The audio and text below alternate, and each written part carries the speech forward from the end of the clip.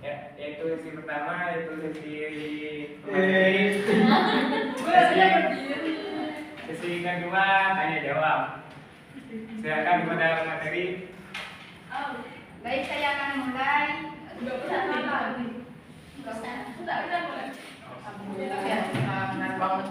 Kenalkan dulu dong.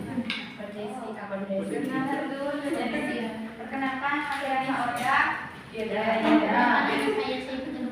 Perkenalkan nama saya Lega Fidolia. Perkenalkan nama saya Putri Nurfadria. Saya Rizky Setiawan. Baik, kita akan mulai. Halo, Rizky Setiawan. Tentang komunikasi. Komunikasi atau dalam bahasa Inggris communication berasal dari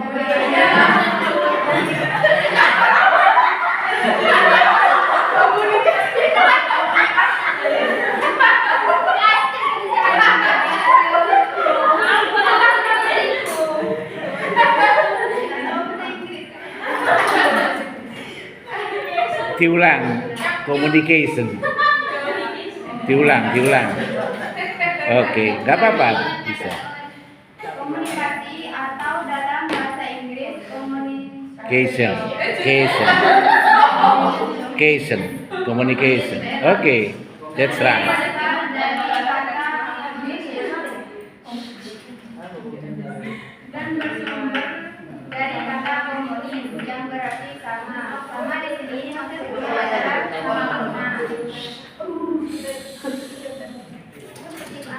Komunikasi menurut para ahli ilmu komunikasi adalah upaya yang sistematis untuk merumuskan secara tegas asas-asas penyampaian informasi serta menentukan pendapat dan sifat. Menurut Carol Laswell, komunikasi adalah proses penyampaian pesan oleh komunikator kepada komunis melalui media yang menimbulkan efek tertentu. Unsur-unsur komunikasi. Unsur-unsur komunikasi itu yang pertama komunikator atau bisa disebut dengan mengirim pesan seperti contohnya di WA. Yang kedua pesan melalui pesan atau informasi atau ide. Yang ketiga itu melalui media. Yang keempat itu melalui komunikan atau penerima seperti kantor pos. Yang kelima itu umpan balik. Yang keenam itu melalui gangguan atau noise. Tujuan komunikasi itu sebagai alur penyampaian informasi, mempengaruhi orang lain, membangun hubungan sosial, menyelesaikan masalah, membentuk pengertian dan kesepakatan.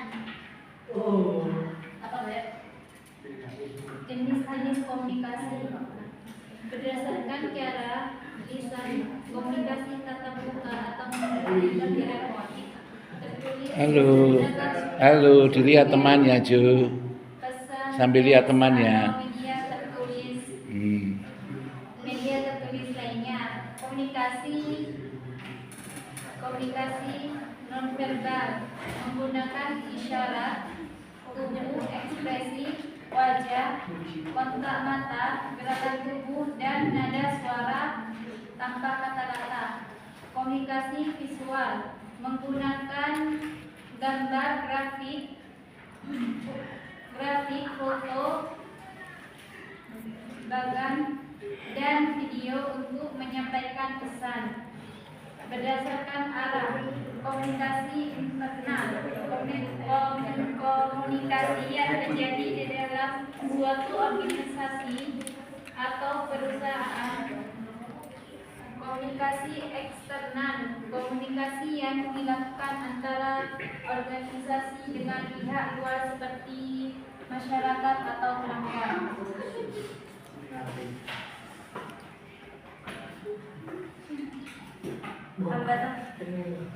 Hambatan komunikasi, hambatan fisik, gangguan yang berasal dari lingkungan sekitar atau alat komunikasi itu sendiri seperti kebisingan, jarak yang terlalu jauh, atau kerusakan teknis pada alat komunikasi. Hambatan fisiologis, hambatan yang muncul akibat keterbatasan fungsi indera penerima seperti masalah pendengaran atau penglihatan. kesehatan, hambatan psikologis, hambatan yang berhubungan dengan kondisi mental atau emosional, termasuk emosi yang kuat, marah, takut, prasangka rendah diri, dan kurangnya minat. Hambatan semantik terjadi ketika kata-kata yang digunakan memiliki arti ganda, jargon yang tidak dipahami, menerima, atau perbedaan bahasa dan tingkat pemahaman yang sama. Hambatan organisasi, hambatan yang berkaitan dengan struktur dan kebijakan organisasi seperti saluran komunikasi yang tidak efektif, struktur yang terlalu birokratis, atau kurangnya kejelasan informasi. Cara mengatasi hambatan: gunakan bahasa yang jelas, mendengarkan aktif, pilih media tepat, hindari prasangka, berikan kesempatan umpan balik. Pentingnya komunikasi, membangun kerjasama, menjalin hubungan harmonis, menyelesaikan konflik, mendukung keberhasilan dan organisasi. Kesimpulan komunikasi adalah proses pertukaran pesan yang esensial untuk hubungan dan interaksi antar manusia. Halo, kita dilihat dong. Halo, kita dilihat dong. Nah. Lihat kamera. Malu Bapak.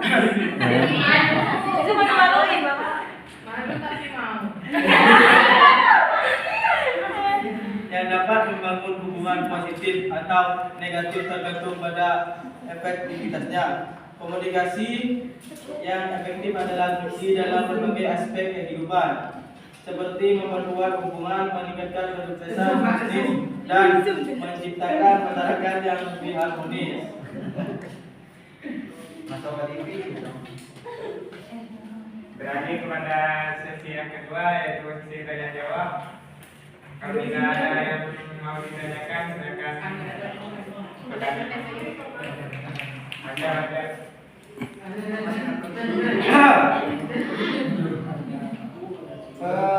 Apakah komunikasi tanpa empati dapat disebut efektif?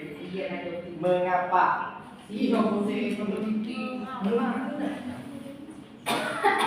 Bisa diulangi?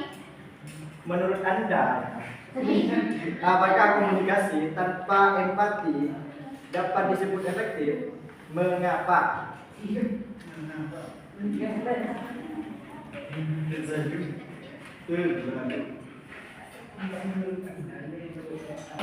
Bocah baru Rizky dua pelajaran. Iya, iya. Menurut Rizky guys berpotensi.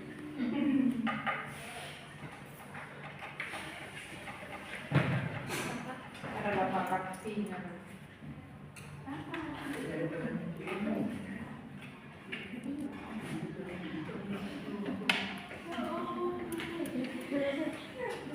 Baik, saya akan menjawab pertanyaan. Apakah komunikasi tanpa empati dapat disebut efektif dan mengapa? Komunikasi tanpa empati tidak dapat disebut efektif karena salah satu syarat utama komunikasi yang efektif adalah tercapainya saling pengertian dan hubungan yang baik antara komunikator dan komunikan. Oke.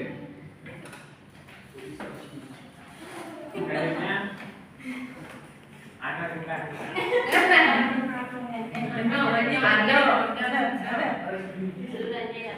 Mengapa komunikasi menjadi kunci utama dalam kepemimpinan? Jawab Paris.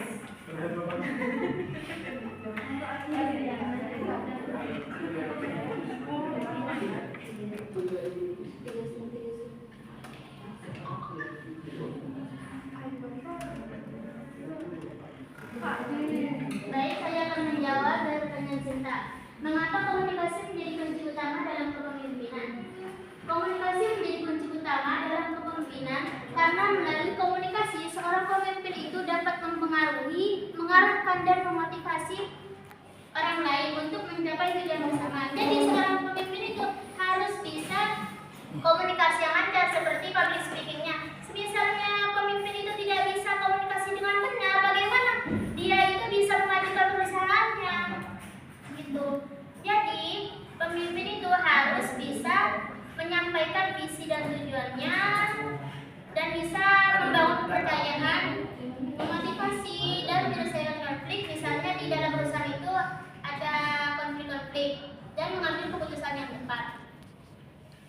Proses mengaku Pak Masuki. Paham?